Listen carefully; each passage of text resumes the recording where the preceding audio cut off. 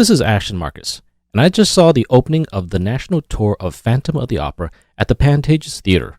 The following content is my interview with Jacqueline Fontaine, a multi-award-winning opera singer, actor, and Miss California 2006. This is Ashton Marcus. I'm with KUCI 88.9 FM in Irvine, and on the line I have with me Jacqueline Fontaine.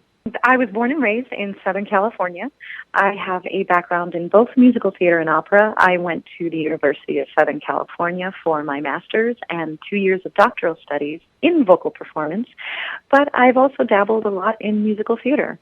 I've performed at a lot of orchestras. I've performed in Italy. I've won some singing awards. And a fun tidbit, I was Miss California 2006. And when I competed at Miss America 2007, I placed in the top 10, and I won the Talent Award for singing Vici d'arte from Puccini's Tosca. Well, that's interesting. So you went from opera to Miss America. How did that happen? You'd be surprised. They actually lend themselves very easily toward between the two. Thankfully, the Miss America is a scholarship organization, and it paid for my master's, so that was definite perk into making me want to do the pageant. But also, Miss America is about talent. So I said, okay, have that down. It's about presentation and service.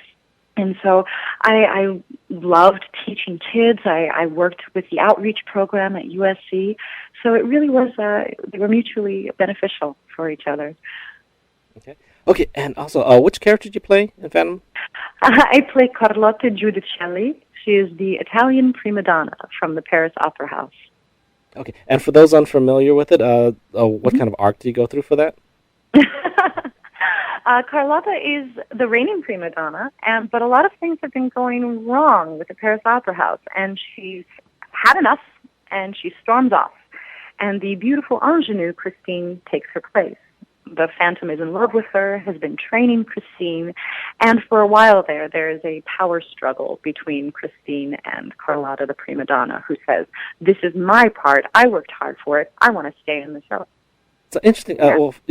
So you weren't really the lead here, but again, you have such an operatic background. Did the director say, well, why don't you hold back a little? Why don't you just don't sing so nice? The great thing about this, Colleen, is the director and music director wanted Carlotta not to be at the tail end of her career. They wanted her to be thriving. This is the height of her career. So it actually adds to the drama that the Phantom is kicking out someone who's actually pretty good to put in someone that he loves, to put in a novice.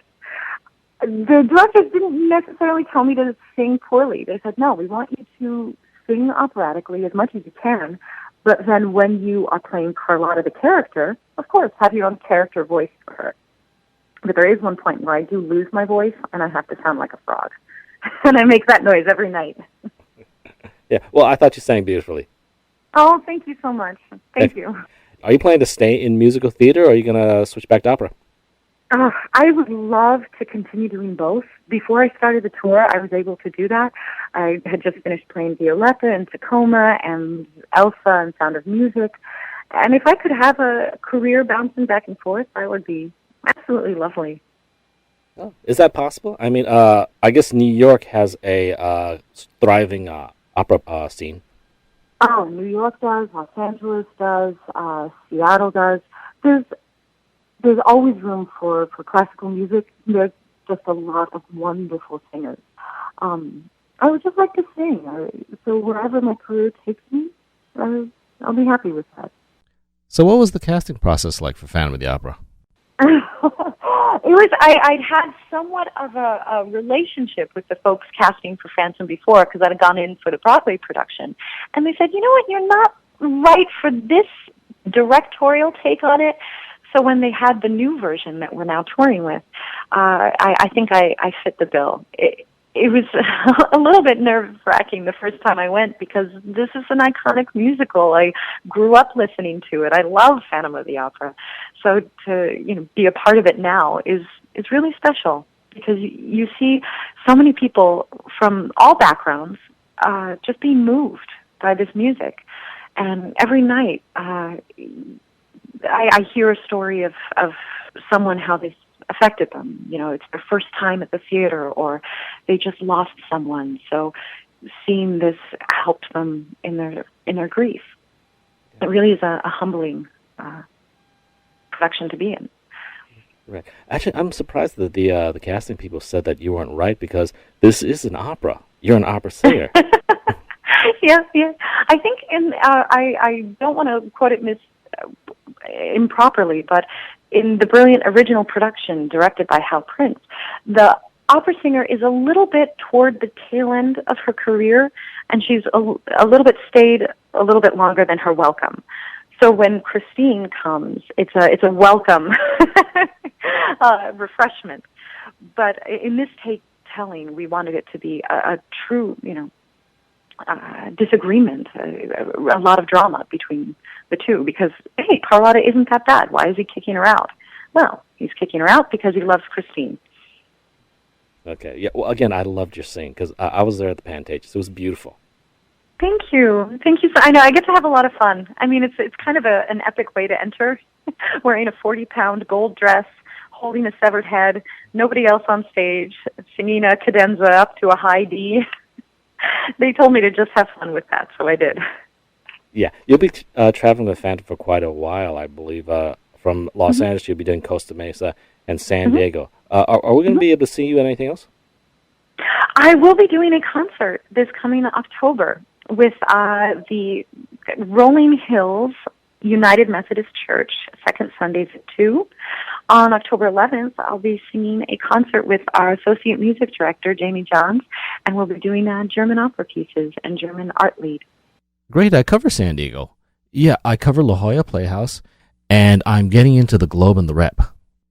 Oh, I love the Globe. I performed at the Globe. Oh, yeah, here's a big one down there. And again, I was amazed at how big they are. They're like, Into the Woods actually started there. It's like amazing. And actually, oh my gosh, La Jolla Playhouse is big too. I mean, as for a regional theater, it truly is big. Yeah. Yeah, Jersey Boys started there. So I'm just amazed that hotbed down there, because they're so far away from L.A. and all the theater actors in L.A. that to get down there, it took me 2 hours to drive down there. One of the L.A. guys would take like 4 hours to drive down there. Right. Yeah. I'm just amazed how much talent they have down there, because those two houses are just kicking out so much. They are. Well, UC Irvine is actually a great resource for actors, but it's not that they don't really cast a lot of local actors. It's if they have a chorus, like I know in Hunchback of Notre Dame, they used local singers for the back chorus, but they do cast it out of New York. It is New York based, and San Diego is a very highly regarded theater area. But they do cast out of New York, and it is a safe but also very prestigious place to test out a musical. When a musical performs there, they really are, fine-tuning it and getting it ready for a larger house in New York. Yeah.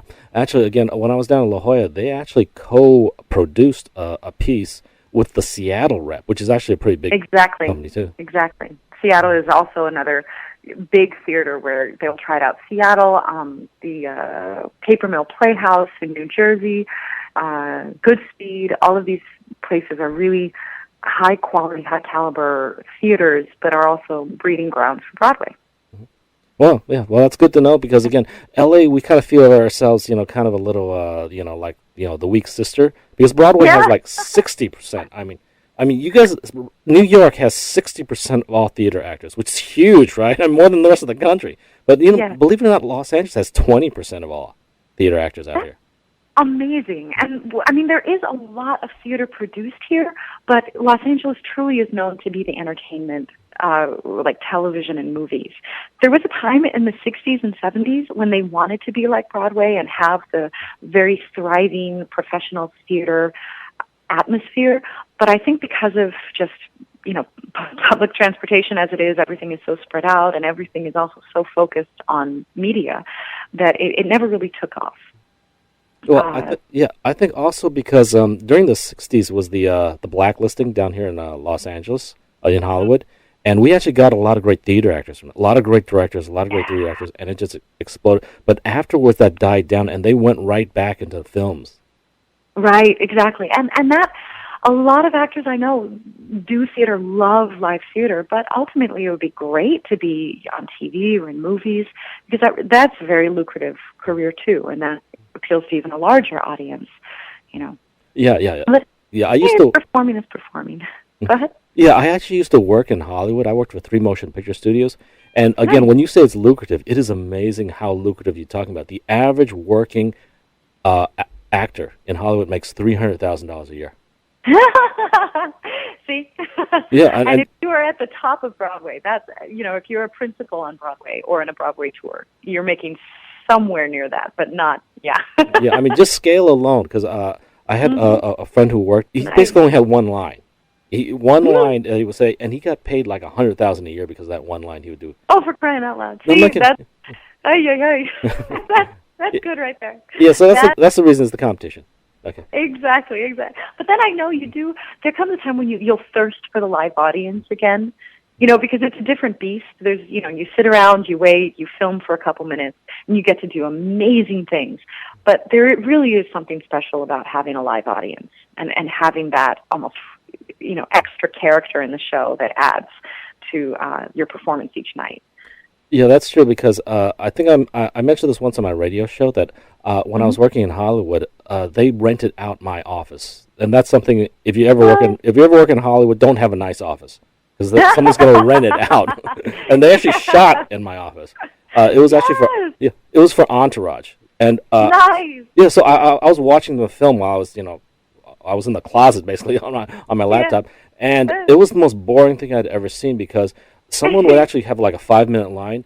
They would read their 5-minute line, and then they would pull out a book out of their back pocket and start reading because they wouldn't talk for the rest of the day, basically. But they can't leave, because the director might need them. Right. Yeah. Right. Or they'll just need to film the back of their head for 2 hours, while someone is responding to their 5-minute line, Yeah, so it's just a different piece. Yeah. Yeah, and also again, when I was looking at them, they wouldn't do it in order, so it would be no. I mean, you can't build them in an arc. Basically, you just have to know where you are.